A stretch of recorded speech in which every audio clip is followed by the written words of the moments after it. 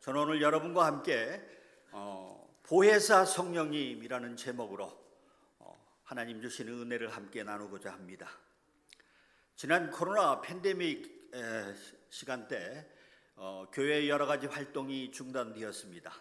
그런데 우리 교회 몇몇 분들이 전도 활동만은 해야 된다 이렇게 목소리를 내셨고, 그래서 우리 전도팀을 중심으로 해서 매월 세 번째 주 주일날 오후에 전도지를 준비하고, 그리고 또 교회 소개서와 또 볼펜 등을 준비해서 우리 또 에바다 찬양까지 합세해서 한국마켓 앞에서, 세리토스에서는 H마트, 또 라팔마에는 한남체인, 그리고 부에나팍에서는 시온마켓, 이렇게 한국마켓 앞에서 전도 활동을 작년 말까지 무려 2년 동안이나 계속했었습니다.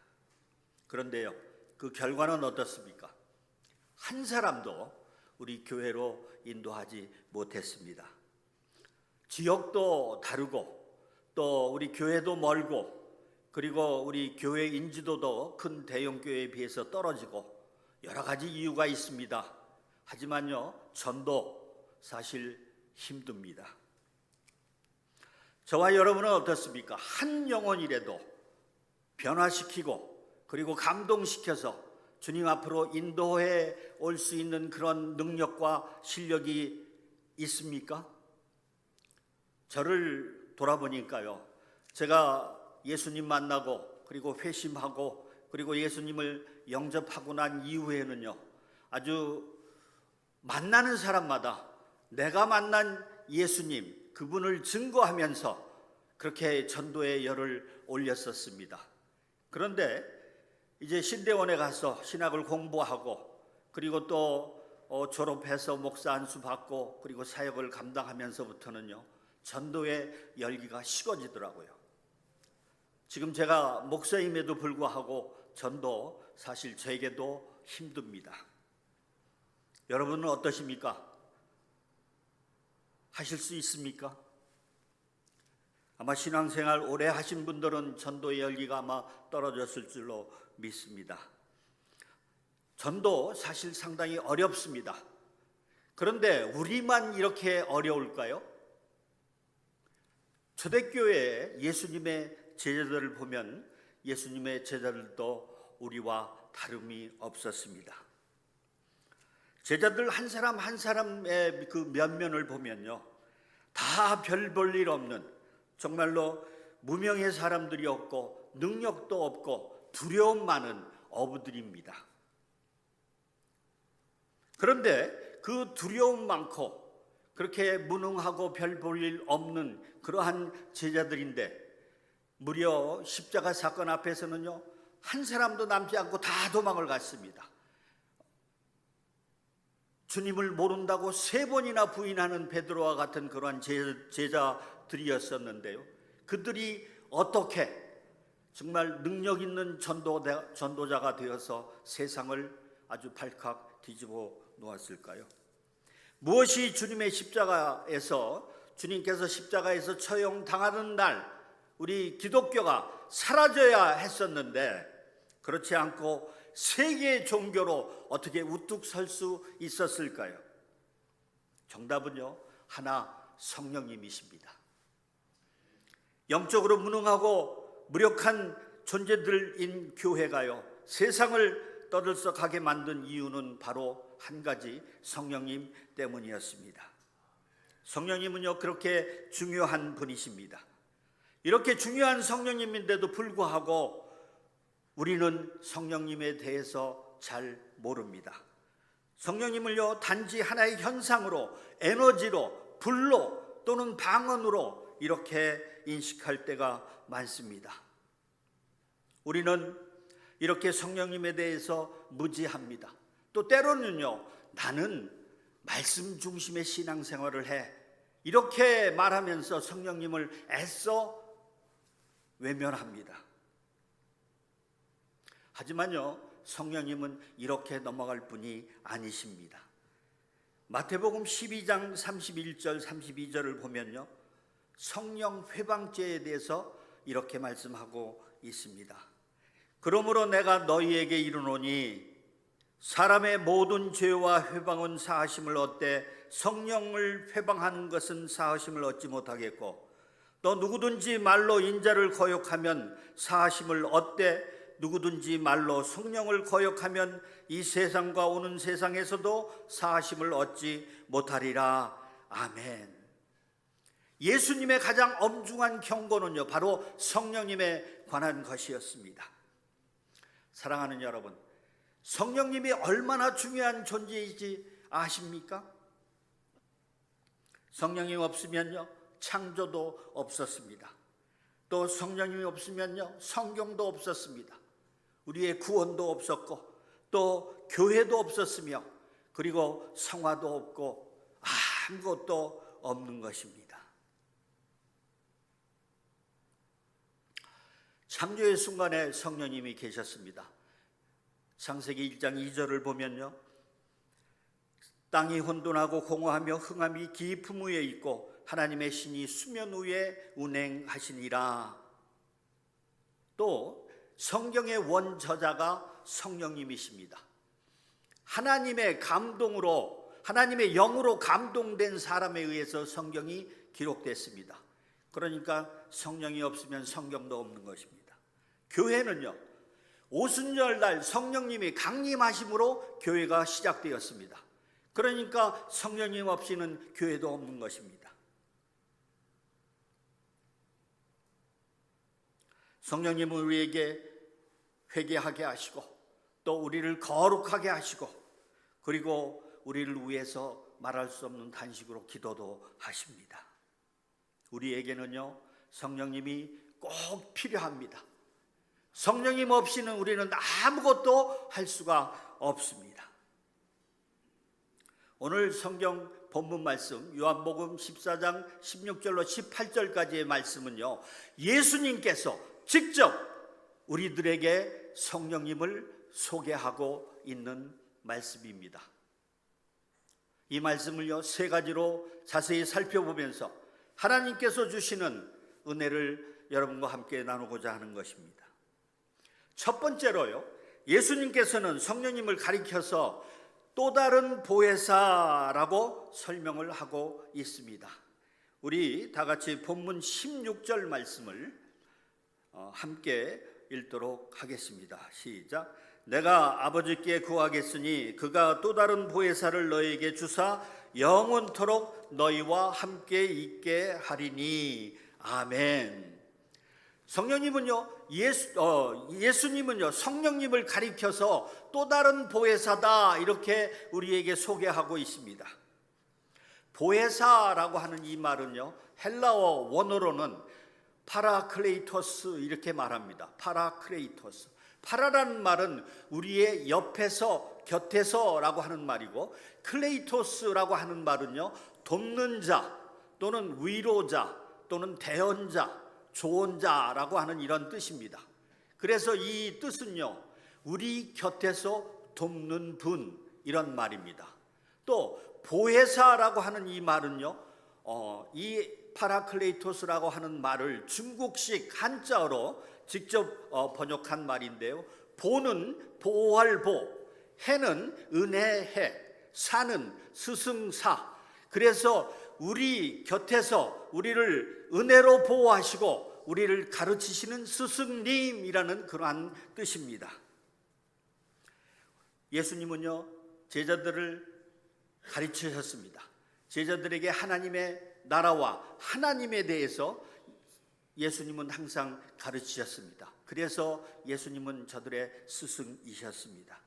마태복음 4장 23절을 보면요, 예수님의 3대 사역을 말씀하고 있는데요, 예수께서 온 갈릴리에 두루 다니사 그들의 회당에서 가르치시며 천국 복음을 전파하시며 백성 중에 모든 병과 모든 약한 것을 고치시니 이렇게 말씀합니다. 예수님은요, 제자들을 가르치셨습니다. 그리고 천국 복음을 전파하셨습니다. 그리고 모든 병을 고치셨습니다. Teaching, preaching, healing입니다. 이렇게 보면은 예수님은 가르치시는 스승님이셨습니다. 예수님이 가는 곳은요, 그 장소가 바로 교실이었던 것입니다. 이렇게 우리의 보혜사이셨던 예수님께서는요, 이제 이 땅의 사역을 모두 다 마치시고 그리고 하나님께로 돌아갈 때를 아셨습니다. 그래서 예수님은요, 떠나실 예수님이 남겨질 제자들을 향해서 주시는 말씀이 바로 오늘 본문 말씀입니다. 본문 14장 1절에 보면 너희는 근심하지 말라, 하나님을 믿으니 나를 믿으라, 이렇게 말씀하시면서 제자들에게 이 말씀을 주신 것이죠. 내가 너희를 떠나는 것이 너희에게는 유익이란다. 왜냐하면 너희를 고아와 같이 버려두지 아니할 것이기 때문에. 그래서 예수님이 떠나고 나면요, 예수님을 대신할 다른 보혜사를 보내주겠다. 그분이 바로 성령님이신 것입니다. 예수님이 떠나고 나시면은 성령님을 보내주시겠다라고 이렇게 말씀을 하셨는데, 예수님은 근본 하나님이십니다. 또 성령님도 근본 하나이십니다. 이렇게 두 분은요, 역할상 한 분이신데 역할상 두 분으로 나뉘어지는 것입니다. 여기 이렇게 A4 용지가 있습니다. 근데 이 A4 용지를 보면 하나죠. 근데 이 하나가 이렇게 둘로 나뉠 수 있습니다. 그런데 모양도 똑같고 크기도 똑같고 내용도 다 똑같습니다. 이렇게 하나인데 둘로 역할상 나누어진다라는 그런 말씀입니다. 이렇게 예수님은요, 자신과 똑같은 또 다른 보혜사를, 나와는 완전히 똑같은 신성을 가지신, 나와는 똑같은 사랑을 가지신 그런 그 보혜사를 우리에게 보내주시겠다, 이렇게 말씀하고 있는 것입니다. 우리 본문 18절에 보면요, 내가 너희를 고아와 같이 버려두지 아니하고 너희에게 오리라, 이렇게 말씀하셨는데, 예수님이 다시 오시는 것은 성령님이 다시 오시는 건데요, 그것을 자신이 오는 것이라고 이렇게 표현하고 있는 것입니다. 사랑하는 여러분, 성령님이 오시는 것은요, 그러니까 예수님이 오신 것입니다. 성령님의 임재는 바로 예수님의 임재인 것입니다. 그러니까 성령 충만은요, 바로 예수님으로 충만한 것입니다. 아멘이십니까? 저와 여러분 한 사람 한 사람 곁에서 우리를 은혜로 보호하시는 성령님, 그분은 우리의 스승님이십니다. 두 번째로 살펴볼 말씀은요, 예수님께서는 보혜사 성령님을 가리켜서 진리의 영, 이렇게 말씀하십니다. 우리 본문 17절 말씀을 우리 또 함께 읽겠습니다. 시작. 그는 진리의 영이라 세상은 능히 그를 받지 못하나니 이는 그를 보지도 못하고 알지도 못함이라. 그러나 너희는 그를 아나니 그는 너희와 함께 거하시며 또 너희 속에 계시겠습니다. 아멘. 예수님은 성령님을 가르쳐서요, 진리의 영이시다라고 우리에게 소개하고 있습니다. 요한복음에서는요, 유난히 진리란 말이 많이 나옵니다. 요한복음 8장 31절에 보면 너희가 내 말에 거하면 참으로 내 제자가 되고 진리를 알지니 진리가 너희를 자유케 하리라, 이렇게 말씀합니다. 또 14장 6절에 보면 나는 길이요 진리요 생명이니 나로 말미암지 않고는 하나님께로 올 자가 없느니라, 이렇게 말씀합니다. 진리란 말은요, 감추었던 것이 드러나는 것을 의미합니다. 그러니까 하나님이 진리시고 예수님이 진리시고 성령님이 진리이십니다. 이렇게 성삼위일체 하나님, 아버지, 아들, 성령, 이 세 분이 함께하는 그 모든 일은요, 항상 진리인 것입니다. 그래서 저와 여러분도 이제 하나님 자녀가 되었습니다. 그리고 하나님에게서 많은 것들을 배우고 있습니다. 그런데 가장 중요한 사실은요, 저와 여러분도 진실하다는 것입니다. 저와 여러분에게는 진정성이 있습니다. 그 진정성이 저와 여러분을 연합할 수 있게 만드는 것입니다.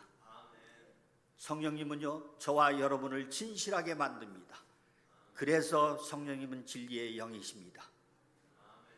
또한 진리의 영이신 성령님은요, 진리 대신 하나님을 우리에게 가르쳐 주십니다. 진리 대신 예수님을 우리에게 알려주십니다. 요한복음 15장 26절을 우리 함께 읽겠습니다. 시작. 내가 아버지께로부터 너희에게 보내실 보혜사 곧 아버지께로부터 나오시는 진리의 성령이 오실 때 그가 나를 증언하실 것이요. 아멘이십니까? 아멘. 이렇게 성령님이 하시는 일은요, 성령님이 하시는 가장 중요한 사역은요, 예수님을, 진리 되신 예수님을 저와 여러분에게 알려주시는 사역인 것입니다. 요한복음 14장 26절 말씀을 제가 읽겠습니다. 보혜사 곧 아버지께서 내 이름으로 보내실 성령 그가 너희에게 모든 것을 가르치고 내가 너희에게 말한 모든 것을 생각나게 하리라. 이 말씀에서 보면 첫 번째는 가르치시고 두 번째는 생각나게 하신다, 이렇게 말씀합니다. 가르치고 생각나게 또는 기억나게 하신다는 것은요, 평소에 예수님께서 제자들에게 가르쳐 주신 그 모든 말씀을 생생하게 우리에게 생각나게 해주시고 또 그것이 필요한 그 순간순간마다 우리를 기억나게 해주셔서 하나님의 일을 잘 감당할 수 있게 하신다라는 말씀입니다. 마치 우리에게 가정교사와 같은 그러한 역할을 하시는 겁니다. 나에게 개인적으로 오셔서 나와 늘 함께 하시며 그리고 나만을 위해서 가르치시고 또 생각나게 하시는 분, 기억나게 하시는 분, 그분이 바로 진리의 영이신 성령님이십니다. 놀라운 것은요, 구약시대 때에도 성령님은 이렇게 사역을 하셨습니다. 느헤미야 9장 20절을 보면요, 또 주의 선한 영을 주사 그들을 가르치시며 주의 만나가 그들 입에서 끊어지지 않게 하시고, 구약에서부터 성령님은요 가르치셨습니다. 이 진리의 영이 저와 여러분에게 함께하는 사실을 기쁘게 받으시기 바랍니다. 또 우리는 그 성령님이 일하시도록 해야 합니다. 계속해서 우리를 가르치시고 생각나게 하셔야 합니다. 그렇게 그분의 사역을 우리는 존중해 드려야 하는 것입니다. 요한복음 16장 8절과 13절 말씀을 제가 읽겠습니다. 8절에 그가 와서 죄에 대하여 의에 대하여 심판에 대하여 세상을 책망하시리라. 또 13절에 보면 그러나 진리의 성령님이 오시면 그가 너희를 모든 진리 가운데 인도하시리니 그가 스스로 말하지 않고 오직 들은 것을 말하며 장래 일을 너희에게 알리시리라. 이렇게 말씀합니다. 진리의 성령님이 오시면 저와 여러분을 책망하십니다. 그리고 우리를 진리 가운데 인도하시면서 또 장래일도 우리에게 알려주십니다. 그분이 바로 진리의 영이신 성령님이십니다. 아멘. 세 번째로 우리가 살펴볼 말씀은요, 예수님께서는 보혜사 성령님은 너희 안에 거하게 하신다, 이런 말씀입니다. 제가 본문 16절 하반부와 17절 하반부 말씀을 제가 읽겠습니다. 16절에 또 다른 보혜사를 너희에게 주사 영원토록 너희와 함께 있게 하리니, 또 17절에 그는 너희와 함께 거하시며 또 너희 속에 계시겠습니다. 아멘이십니까? 예수님께서 우리에게 약속하신 말씀입니다. 보혜사 성령님은 너희 안에 거하시며 영원히 함께 하게 하겠다라고 하시는 말씀입니다. 이것처럼 성령님은요 우리에게 오셔서 우리 안에 거하시고 내주하시는 그런 성령님이십니다. 사랑하는 여러분, 예수 믿고 구원받은 사람에게는요, 성령님이 함께 계십니다. 우리는 이것을 잊고 살아갑니다. 의식하지 못한 채 살아가고 있습니다. 이것처럼 불행한 일이 어디 있겠습니까? 앞서 말씀드렸습니다. 성령님은 우리를 은혜로 보호하시고 우리를 가르치시는 스승님이다. 그분은 진리의 영이시기 때문에 우리를 진리 가운데 인도하시는 분이다. 이런 성령님이 저와 여러분 안에 거하신다라고 하시는 말씀인 것입니다. 우리 안에 내주하시는 성령님이시다, 이렇게 말씀하는데 우리는 절대 이것을 잊어서는 안 될 것입니다. 예수님이 직접 말씀하시죠. 보혜사 성령은 영원토록 너희와 함께 있게 하겠다. 이 말씀은 우리 육신이 죽고 소멸되어도 성령님은 우리 영혼과 연합되어서 영원토록 함께 있습니다. 이것보다 더 큰 축복이 어디 있겠습니까? 나를 고아와 같이 버려두지 아니하고 영원까지 함께 하시는 성령님, 감사합니다. 할렐루야. 저는 이 말씀을 묵상하면서요, 다윗의 시편 23편 시가 생각이 났습니다. 제가 영어로 요즘 성경 암송을 하고 있는데요. Even though I walk through the valley of the shadow of death. 이 말씀은요, 내가 사망의 음침한 골짜기를 다닐지라도 해를 두려워하지 않습니다. 왜? You are with me. 하나님이 나와 함께 하시기 때문에. 다윗은요, 이렇게 고백하면서 결론적으로 이렇게 고백을 합니다. 내가 여호와의 집에 영원히 거하리로다. 아멘이십니까? 다윗은 이렇게 여호와의 집에 영원히 거하겠다라고 고백을 했는데요, 저와 여러분에게는요, 성령님이 오셔서 저와 여러분의 영혼 속에 연합이 되어서 영혼까지 함께 하신다. 이 얼마나 큰 축복이십니까? 아멘이십니까? 요한 1서 2장 1절을 보겠습니다. 나의 자녀들아, 내가 이것을 너희에게 쓰면 너희로 죄를 범하지 않게 하려 함이라. 만일 누가 죄를 범하여도 아버지 앞에서 우리에게 대원자가 있으니 곧 의로우신 예수 그리스도시라. 아멘. 하나님은요, 하나님 앞에서 저와 여러분을 대원하시는 분이 계신데 그분은 예수님이십니다. 그런데요, 저와 여러분이 목숨이 다해서 이제 심판장이신 예수님 앞에 우리가 섰습니다. 그렇다면 저와 여러분을 대원하실 분이 누가 있을까요? 바로 성령님이십니다. 저와 여러분을 변호하실 대언자가 바로 성령님이시다. 하나님 앞에서는 하나님 앞에서는 예수님께서 우리를 대언해 주시고, 그리고 심판장이신 예수님 앞에서는 성령님께서 저와 여러분을 변호하시고 대언하신다. 이 얼마나 큰 축복입니까?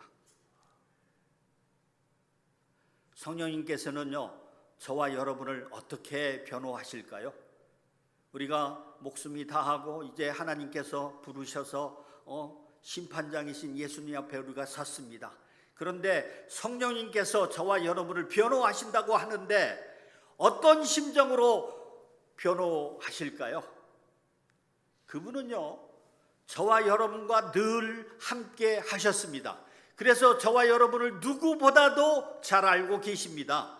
그래서 잘 알고 계신 분이 예수님 앞에서 우리를 변호하는데 저와 여러분의 아버지와 어머니 같은 심정으로 우리를 변호해 주시지 않겠습니까? 아멘이십니까? 아멘. 이분이 바로 우리의 성령님이신 것입니다. 우리는요, 간혹 이런 말을 할 때가 있습니다. 나도 성령 체험을 좀 해봤으면 좋겠다. 그러면서 불을 받거나 방언을 받거나 또 쓰러지는 체험도 해보고 싶어, 이런 분들이 계십니다. 제가 평신도 때 그렇게 했습니다. 그래서요, 25년 전, 30년 전 일인데요, 그 당시에는 이런 은사 집회가 상당히 많았습니다. 그래서 은사 집회란 집회는요, 전부 다 찾아가서 참석을 해서 안수도 받고 또 방언도 받고 그리고 쓰러지기도 하고, 한 번은요 제 머리에 안수를 하는데 온몸이 제 몸이 불덩이가 되고, 그리고 15,000볼트의 전기에 감염이 된 사람처럼 머리서부터 발끝까지 스파크가 온몸에서 일어나는데요, 제가 막 주체할 수 없을 정도로 그런 체험도 해보았습니다. 또 산기도에 가서는요, 산 꼭대기에 올라가서 밤새도록 기도를 하는데 새벽녘에 제가 입신하는 그런 경험도 해보았습니다. 그래서 이런 초자연적인 경험을 저는 하면서요, 제가 아주 대단한 성령의 사람인 줄 알았습니다. 아주 능력이 충만한 그런 사람으로 제가 알았습니다. 그런데 아니더라고요. 제 착각이었습니다. 이렇게 초자연적인 현상만을 쫓아다니는 사람들이 있습니다. 저도 그랬고 또 여러분들 중에도 아마 계실 줄 믿습니다. 그런데 착각이었습니다. 사람들에게는요, 성령님이 임하시는 건요, 성령님이 임하시는 것은 어떤 사람에게는 음성을 들려주시기도 하고, 또 어떤 사람에게는 불이 임하기도 하고, 또 어떤 사람에게는 방언이 터지기도 하고 이렇게 합니다. 그런데요, 많은 경우에, 허다한 경우에 아무 일도 일어나지 않는 경우가 많습니다. 예수님께서도 말씀하셨죠. 바람이 임의로 불매 어디서 부는지 모른다. 이와 같이 성령이 임하는 것도 그렇다. 이렇게 예수님께서도 말씀해 주셨습니다. 성령 치유 집회를 하는 손길철 장로님 혹시 들어보신 적이 있으십니까? 이분이 치유 집회를 하는데요, 이분의 경험담을 제가 들었습니다. 그분은요, 처음에 예수 믿지 않기 위한 이유를 만들기 위해서 나는 이 예수 절대 믿지 않을 거야 라고 하는 그 이유를 만들기 위해서 저녁 집회, 저녁 예배에 참석을 했답니다. 그래서 메모지와 볼펜을 준비해 가지고서 목사님이 말하는 내용들을 적어가면서 내가 예수 믿지 않는 이유를 만들 거야 이렇게 작심하고 있는데,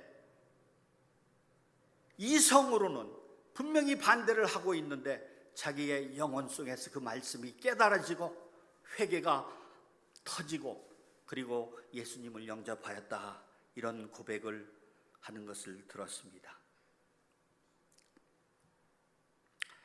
우리는요, 겉으로 나타난 현상을 우리는 봅니다. 하지만 내가 회개하고 예수님을 나의 주 나의 하나님으로 영접하고 그렇게 고백한 사람은요, 다 성령 체험을 하신 것입니다. 아멘이십니까? 이 자리에 함께 하신 저와 여러분 모두 예수 믿고 오늘 이 자리에 나오셨습니다. 오늘 이 자리에 나오신 것도 바로 성령님께서 저와 여러분을 이 자리로 인도하신 것입니다. 그래서 우리는요, 다 성령 체험하신 것입니다. 아멘이십니까? 우리는 한 사람도 예외 없이 성령 체험 다 하셨습니다. 그런데 문제는 성령 체험이 문제가 아니고 성령 충만입니다. 사랑하는 여러분, 성령님을요, 하나의 현상으로만, 또 초자연적으로 나타나는 그런 현상으로만 이해하시면은 잘못된 이해입니다. 성령님은요, 하나의 현상이 아니라 불이나 방언이나 쓰러지는 거나 이런 현상이 아니라 성령님은 인격체이십니다. 성령님은요, 지성과 감정과 의지를 가지신 인격체라는 사실입니다. 아멘이십니까? 성령님을 가리켜서요, 교통하시는 분 이렇게 말합니다. 교통이라는 뜻은요, 서로 교제하면서 사귀면서 막힘이 없는 관계를 말합니다. 다시 한번 말씀드릴까요? 교통이라는 말은 서로 교제하고 사귀면서 막힘이 없는 관계, 이것이 교통입니다. 성령님은 이렇게 저와 여러분과 교통하시는 분이십니다. 베니힌 목사님은요, 안녕하세요 성령님이라는 그러한 책 속에서 성령의 교통을 7가지로 확대 해석해서 말씀을 합니다. 그 첫 번째가요, 프레센스 임재입니다. 두 번째는 펠로우십 친교입니다. 또 세 번째는 쉐어링 투게더 나눔입니다. 그리고 네 번째는 파티시페이션 위드 함께 동역하는 것입니다. 그리고 인터머시 친밀함입니다. 또 프렌십 우정, 그리고 컴라드십 함께 동역하는 것, 함께 관계하는 것, 이런 것을 우리에게 말씀해 주고 있습니다. 그런데 이 7가지를요 한마디로 요약을 한다면은 요즘 유행하는 말로 소통이다. 우리와 친밀하게 소통하시는 분, 그분이 바로 성령님이시다, 이렇게 말씀드릴 수가 있습니다. 우리 하나님 아버지는 하늘 보좌에 계시고 또 우리 예수님께서는 그 보좌 우편에 계십니다. 이제 성령님은요 저와 여러분에게 오셔서 저와 여러분 안에 거주하고 계시는 것입니다. 우리는요 성령님과 함께 세상을 살아가고 있는 것입니다. 그런데 우리는 그것을 모른 채 또는 애써 외면한 채 살아가고 있으니 얼마나 무식한 신앙생활을 하고 있는지 모릅니다. 이제는요 우리가 그분과 동행하는 신앙생활을 해야 합니다. 아멘이십니까? 우리가 성령님을 외면하면요 그분은 섭섭해 하십니다. 그분은 슬퍼하십니다. 여러분 인정하세요? 인정하십니까? 네. 그렇다면요 이 순간부터라도 우리는 성령님과 함께 동행하게 되기를 주님의 이름으로 축원합니다. 다윗을 한번 예로 들어보겠습니다. 다윗이 어떻게 위대한 믿음의 사람이 되었는지. 그는요 전쟁의 그 한순간에서 한참 지금 칼싸움하고 전쟁을 하고 있습니다. 그 전쟁의 한복판에서 말을 달려가면서도 그는 하나님께 묻습니다. 하나님, 내가 저 적군을 쫓아갈까요 말까요? 또 그는요 죄를 지었습니다. 그 죄 짓고 회개하는 그 순간에도 하나님 앞에 부탁을 합니다. 주의 성신을 내게서 떠나지 말게 하여 주시옵소서. 이렇게 다윗은요 하나님과 하나님의 영과 동행한 그러한 사람이었기에 하나님으로부터 내 마음에 합한 자다, 이런 칭찬을 들었습니다. 이제 우리는요 성령님을 인정하고 환영하고 그리고 그분을 우리 안에 모셔드리기를 바랍니다. 이제 우리는 성령님과 함께 가는 것입니다. 매 순간순간마다 기도하시기 바랍니다. 성령님, 나를 도와주세요. 또 나를 이끌어 주세요. 내가 무엇을 해야 하는지, 어떻게 해야 하는지 알려주세요. 나의 삶의 하나서부터 10까지 다 성령님께 아뢰고 구하고 응답을 받으시기를 바랍니다. 제가 죄송하지만 성경 공부할 때 이런 말씀 들었습니다. 우리 복구자 권사님 말씀인데요, 문제를 가지고 하나님 앞에 나가서 30분만 기도하고 나면 하나님께서 영감을 주셔서 깨달음을 주시고 답을 주셨다, 이런 말씀을 제가 들었었습니다.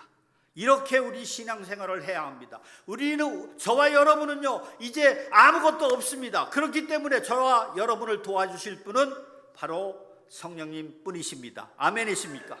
그래서 그분께 늘 구하고 응답 받으시길 바랍니다.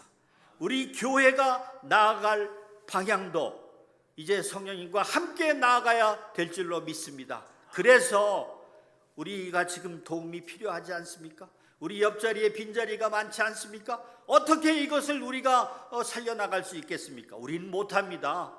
그래서 우리는 성령님의 도우심을 구하면서 성령님 의지하면서 성령님의 붙들려서 우리가 나아갈 때 성령님의 역사가 이곳에 임할 줄 믿습니다.